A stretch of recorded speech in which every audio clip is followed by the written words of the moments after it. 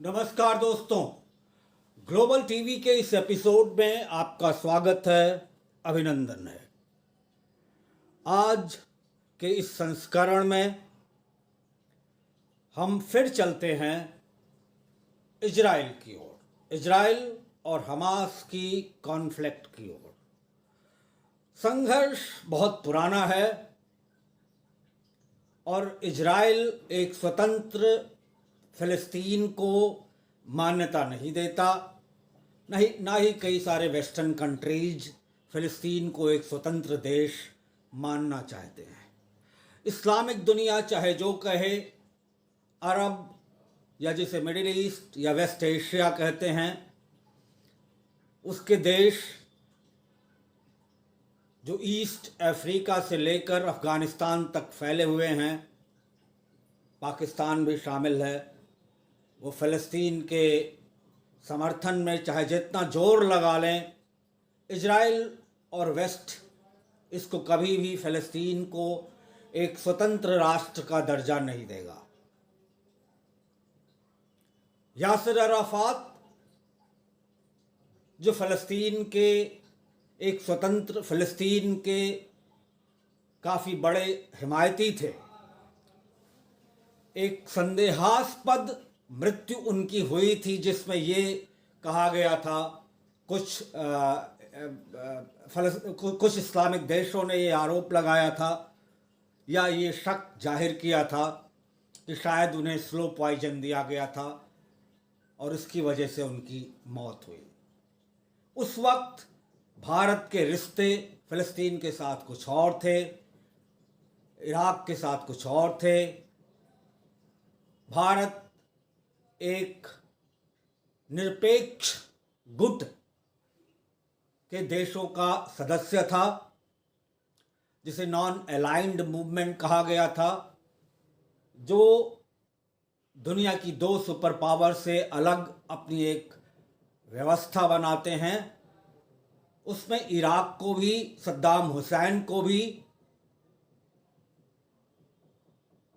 भारत समर्थन देता था, लेकिन जब कुवैत पर इराक़ ने कब्जा किया और अमेरिका ने वहाँ पर एंट्री की, सद्दाम हुसैन को कैप्चर किया, उन्हें हैंग किया, उसके बाद भारत की जब नज़दीकी अमेरिका से बढ़ी तो मिडिल ईस्ट के साथ साथ और कई देशों से विदेश नीति भारत की बदल गई।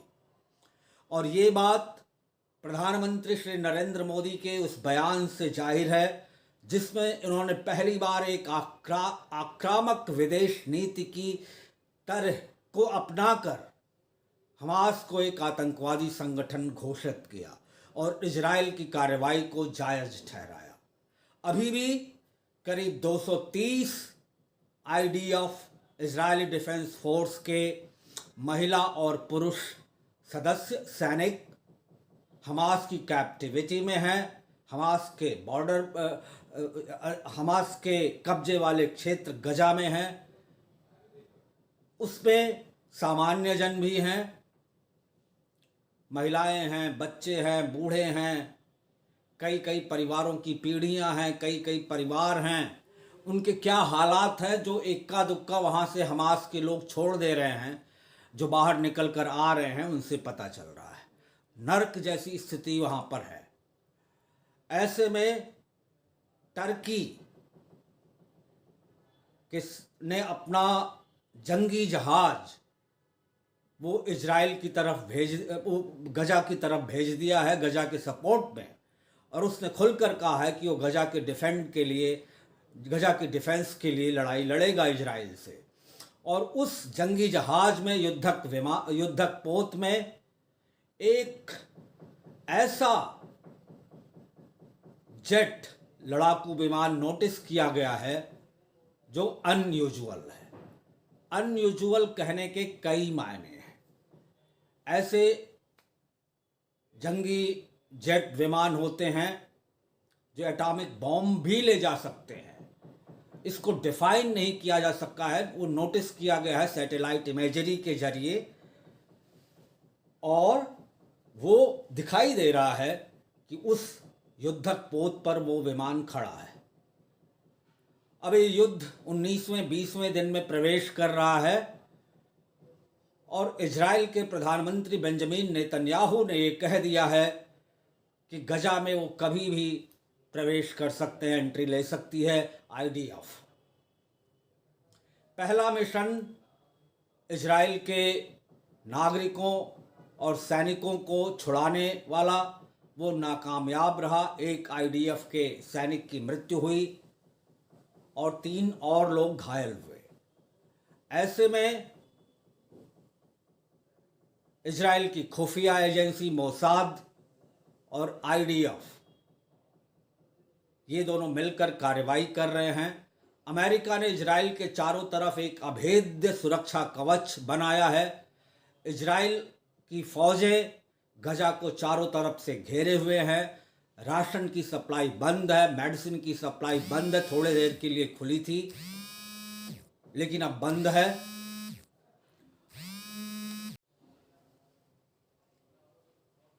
राशन की सप्लाई बंद है, मेडिसिन की सप्लाई बंद है और अब तो गजा के अस्पतालों में जो आपातकालीन सेवाएं हैं उनको छोड़कर बाकी सारी सुविधाएं बंद हैं। ऐसे में गजा में हालात नाजुक हैं, लेकिन फिर भी हमास ये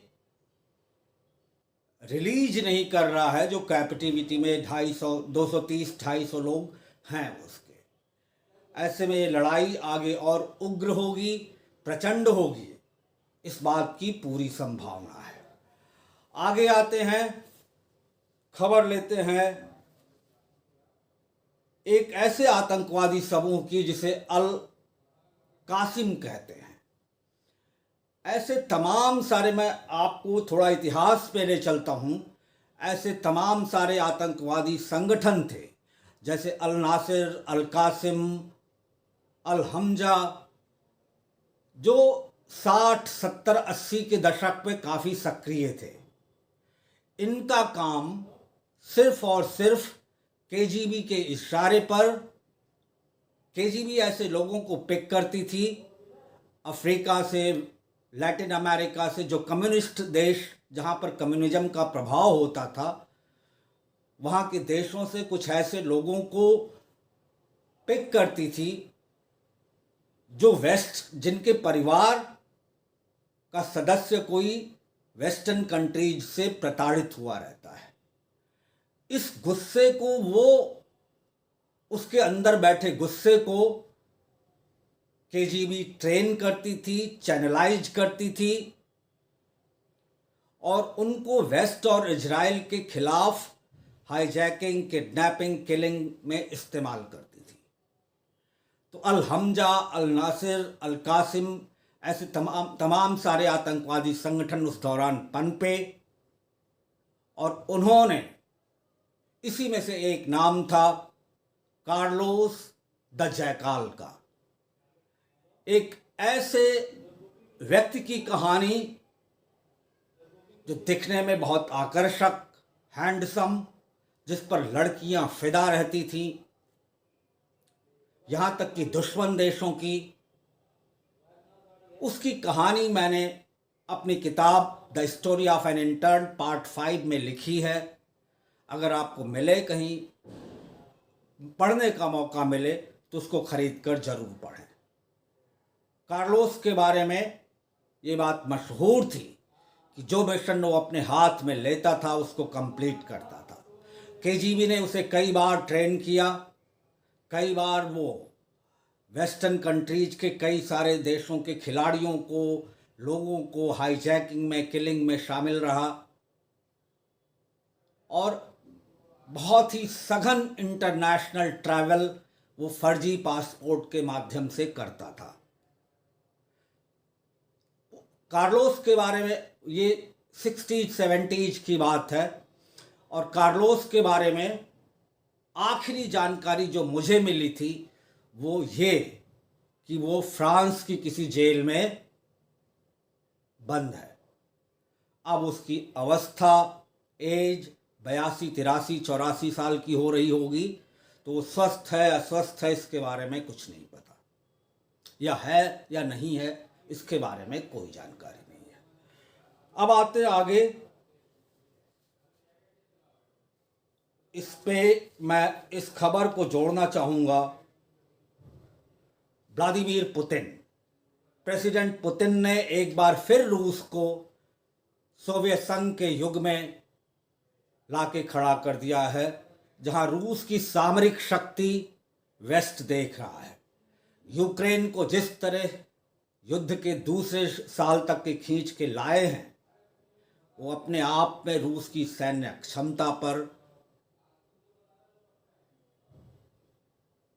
दुनिया को उसका प्रदर्शन देखने का मौका मिल रहा है। युद्ध यूक्रेन से नहीं हो रहा, युद्ध अमेरिका से हो रहा है। ऐसे में ये लड़ाई अमेरिका और नेटो से हो रहा है। ऐसे में लड़ाई लंबी चलेगी, इस बात को मेरी ही तरह हर मिलिट्री एक्सपर्ट मानेगा। एक खबर आई थी रविवार की शाम को, वेस्टर्न मीडिया आउटलेट ने उसको प्रकाशित किया था कि व्लादिमीर पुतिन को हार्ट अटैक आया, लेकिन इसका खंडन क्रेमलिन ने कर दिया, क्रेमलिन के प्रवक्ता ने कर दिया। और साथ ही साथ उन्होंने किसी प्रेस कॉन्फ्रेंस में इस बात का भी खंडन किया कि व्लादिमीर पुतिन किसी तरह का बॉडी डबल इस्तेमाल करते हैं। तो इन दोनों बातों को क्रेमलिन के प्रवक्ता ने नकार दिया।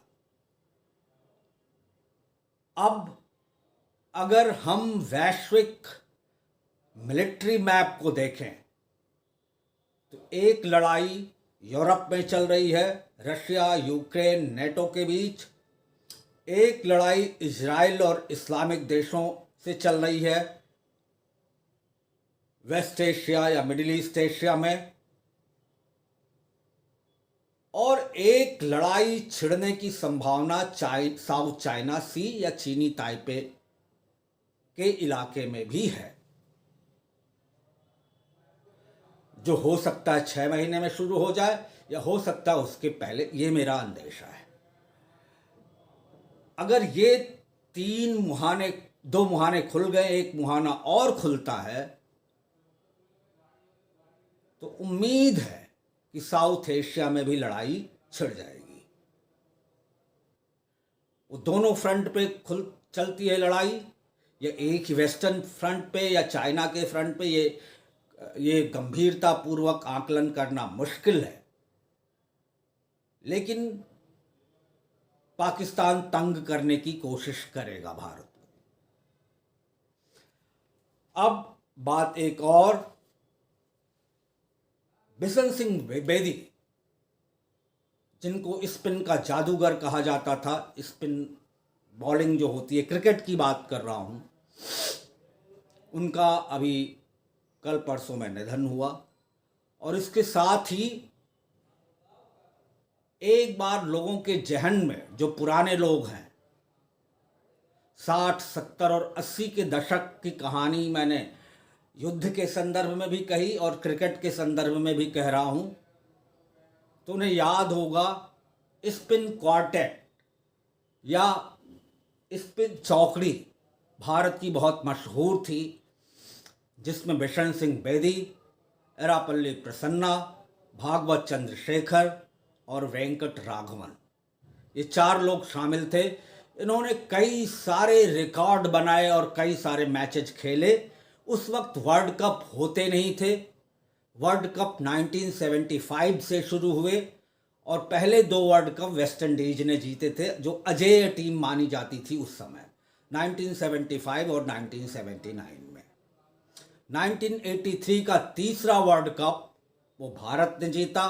फिर 1987 में रिलायंस वर्ल्ड कप हुआ और फिर 92 का वर्ल्ड कप वो पाकिस्तान ने जीता। और इस तरह ये वर्ल्ड कप होते आ रहे हैं। बिशन सिंह बेदी स्पिन के जादूगर माने जाते थे, फ्लाइट लेते हुए उनकी गेंदें होती थी।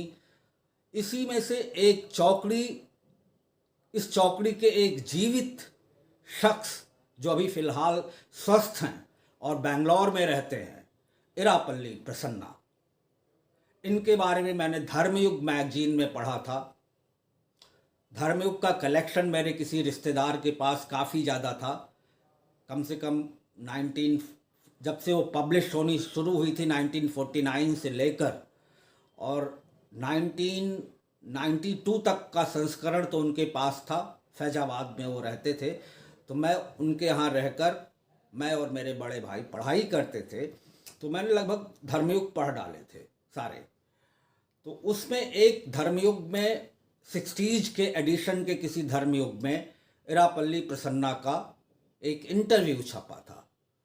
इरापल्ली प्रसन्ना 1 साल वर्ल्ड टूर पे गए उन्होंने इंग्लैंड पर, और उसके बाद उन्होंने अपने करियर को विराम दिया और इंजीनियरिंग की पढ़ाई करने लगे। 5 साल की इंजीनियरिंग होती थी उस वक्त। उन्होंने 5 साल की इंजीनियरिंग पूरी की और फिर भारतीय स्क्वाड में शामिल हुए। उस इंटरव्यू करने वाले ने एक बात लिखी थी 60s के धर्मयुग में जो छपा था इरापल्ली प्रसन्ना का इंटरव्यू, कि इरापल्ली प्रसन्ना का किसी एक्सीडेंट में या कुदरती तौर पर दाएं हाथ की एक उंगली टेढ़ी थी। जैसे आप मेरा हाथ देख रहे हैं, तो ये छोटी वाली उंगली मेरी भी थोड़ी सी झुकी हुई है, तो ये टेढ़ी थी उनकी उंगली। एक्सीडेंट की वजह से थी या कुदरती तौर पर बचपन से थी, ये मैं नहीं जानता। लेकिन इस टेढ़ी, जैसे कहते हैं ना कि कोई आपके शरीर में कमी हो तो आप उसको वरदान बना लें अपने लिए, तो इस टेढ़ी उंगली को इरापल्ली प्रसन्ना ने अपने लिए बून बना लिया, और उससे जो स्पिन होती थी उनकी राइट आर्म इतनी खतरनाक होती थी, और उनके चेहरे पर विकेट लेने के बाद बच्चों जैसी खुशी वो देखने वाली होती थी। तो ये अचंभे कर देने वाले इरापल्ली प्रसन्ना की कहानी है। अभी वो जीवित है, 82-83 साल के हैं, बेंगलोर में रहते हैं, 60s-70s में खेलते थे। तो ये कहानी। फिर एक कहानी, एक बात और जो मैं कहना चाहता था, नवरात्रि के साथ 2 महीने के फेस्टिव सीजन शुरू हुए हैं भारत में, और ये अक्टूबर और नवंबर इतना रौनक रहेगी बाज़ारों में और इतनी चहल पहल रहेगी। दुर्गा पूजा के पांडाल तो अब उतरने लगे हैं, दुर्गा पूजा समाप्त हो चुकी है। नवरात्रि 9 रूप माँ देवी के, भवानी के, आखिरी नवरात्रि सिद्धिदात्री माँ सिद्धिदात्री, और जिसको कहते हैं अटेनमेंट ऑफ एनलाइटमेंट, वो ख़त्म हो गया है। प्रधानमंत्री श्री नरेंद्र मोदी ने समस्त देशवासियों को इसकी बधाई दी है। रावण दहन भी कल हो गया, विजयदशमी का पर्व भी चला गया, अब बच रही है दिवाली। तो 1 महीने बाद अब दिवाली होगी। ये 1 महीने काफ़ी रौनक रहेगी भारत के हर एक कोने में। तो ये 2 फेस्टिव मंथ होते हैं, ये हर साल होते हैं, और आज से नहीं हजारों सालों से मनाए जा रहे हैं। अक्टूबर और नवंबर के बड़े बड़े त्यौहार इसमें नवरात्रि, दशहरा, दुर्गा पूजा में करीब 5-6 दिन की 5-6 दिवसीय दीपावली की बात कर रहा हूँ। दीपावली 5-6 दिवसीय होती है, तो उसमें तमाम सारे फेस्टिवल दीपावली को लेकर आगे पीछे कई सारे मनाए जाते हैं। हम सबको पता है राम के रावण पर विजय करने के बाद अपनी पत्नी सीता को वापस लेकर अयोध्या आने की खुशी में अयोध्या के नागरिकों ने उस समय दीपावली दिए जलाए थे, और इस वजह से तब से परंपरा चली आ रही है, दिवाली मनाई जाती है। इस पर भी प्रधानमंत्री ने संदेश दे दिया है, और अपने कल के एक भाषण में उन्होंने ये भी कहा कि सरकार को भगवान राम की मर्यादा और अपने बॉर्डर्स की रक्षा करना बखूबी आता है।